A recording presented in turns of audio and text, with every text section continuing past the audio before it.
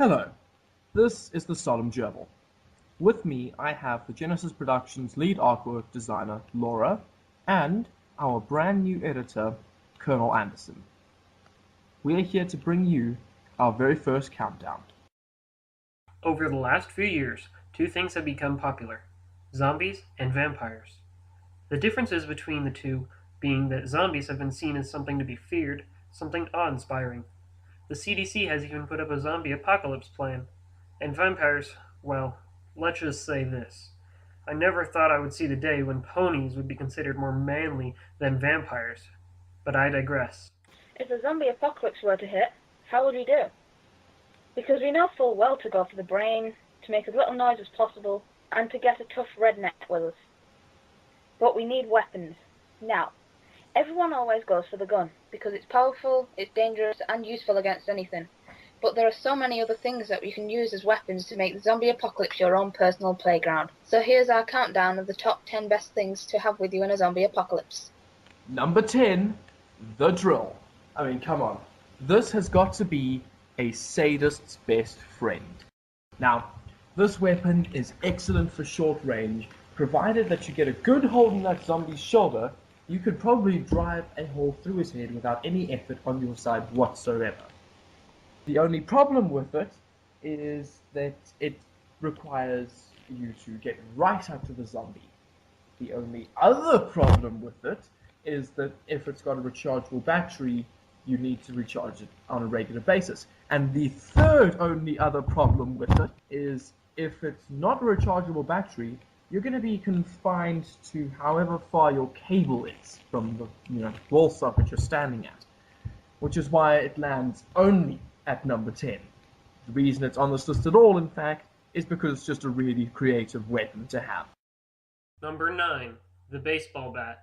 Now this thing is very useful for smashing in heads of zombies, and if you wish, you could even attach a bunch of little nails to it. Not little, but big nails.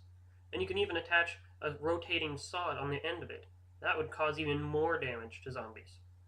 But the flaws about this weapon are, the wooden ones, those can break easily, but if you have a metal one, they won't break as easy, but they will still break in the end. Number 8, we've got slingshot.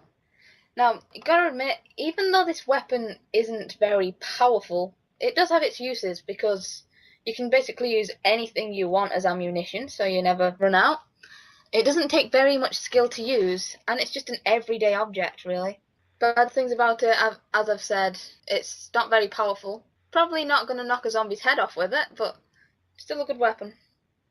Number 7, the sword. Now, for those of you who have seen the third season of The Walking Dead, or who followed the comics from an early stage, you might know the character Michonne. She's an angry person who still manages to have more facial expressions than Kirsten Stewart. But her main characteristic is she uses a katana. Now, we see many actions with this katana where zombies' heads are sliced off in a single movement. And I'm not just talking about one zombie at a time, I'm talking 2 or 3. Because this weapon is a killing machine. Provided that you have the training and that you have, strong enough arms and a strong enough core, you can cut pretty much anything that comes within range of you. And it's a light weapon, it's quick and easy to use. The only drawback is that it requires unbelievable strength to cut through a zombie's head. And now number 6, the chainsaw. Yeah! Calm down, boys. A chainsaw is a good weapon. I'm pretty sure you could cut through a zombie very easily without having to use much power. Number 5, sniper rifle. This weapon's actually pretty good, considering it's a long-range weapon, so you don't even have to get close to the zombie to pop heads. Because it's a long-range weapon, it means that you probably won't get bitten in the neck when you're trying to kill them, which is always... it's a plus when you're trying to survive a zombie apocalypse. Also, the fact that it's very accurate, and if you have good sights, you don't really need that much skill to use one. But obviously, since it's a gun, it could possibly get jammed, it needs ammunition, and I'm pretty sure that there won't be very much of that around. So, if you run out of ammo, then you're screwed, really. Coming down to number 4, the shotgun. This is a brilliant weapon for the zombie apocalypse. I mean, if anything that comes near you, whether it's dead or undead, will no longer be able to walk. It will not walk ever again. This weapon will blow off body parts, it will blow off heads, it will put holes inside zombie chests. And I'm pretty sure that the already weak and decaying frames of these zombies will not be able to withstand a close range assault from a shotgun. Whether you blow off its brain or whether you just shoot it in the body, that thing is going down. The major drawback of the shotgun, however, is reload times. It's got quite a bit of ammunition that you've got to reload into it, but unfortunately the ammunition that it does have seems to disappear much faster than you'd think it would. Which unfortunately only puts it at number 4. It did not get the top 3 position. Number 3, the handgun. This thing has lots of ammo, and the ammo is very abundant. It's easy to use, lightweight, and has close to mid-range. Okay, at number 2 we have the crossbow. Now, this weapon, everyone's got to admit, and anyone who's seen The Walking Dead will agree, that this weapon is one of the best weapons that you could get for a zombie apocalypse. It's accurate, quiet, and deadly. Plus, if you needed ammunition, it wouldn't really be a problem because you could just go and pick it back up again afterwards. Some drawbacks to it are that if you want to land a headshot, you have to be very skilled, and I mean very skilled. It is so hard to get a headshot with one of those things. And you have to be pretty strong to be able to actually load the weapon. But other than that, it is an amazing weapon for a zombie apocalypse.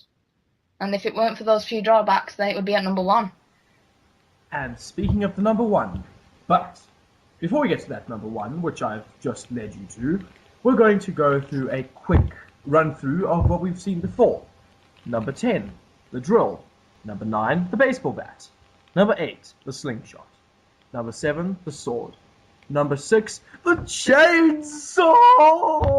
Number 5, the sniper rifle. Number 4, the shotgun.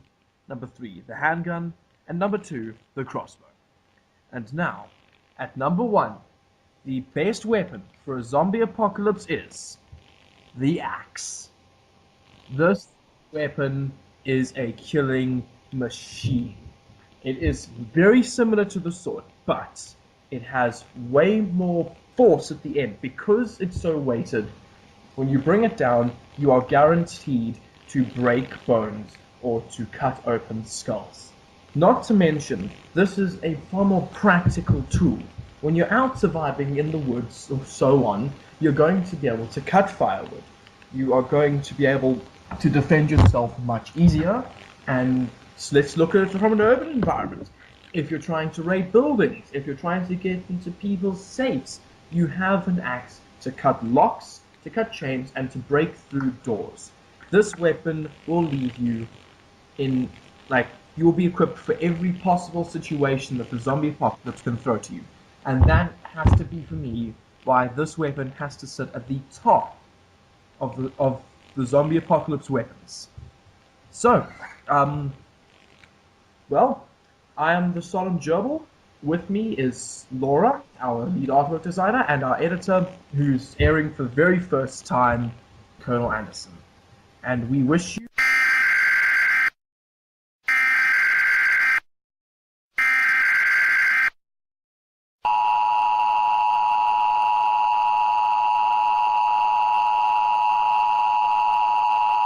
Civil authorities in your area have reported that the bodies of the dead are rising from their graves and attacking the living. Follow the messages on screen that will be updated as information becomes available. Do not attempt to approach or apprehend these bodies as they are considered extremely dangerous. I repeat, civil authorities in your area have reported that the bodies of the dead are rising from their graves and attacking the living. Follow the messages on screen that will be updated.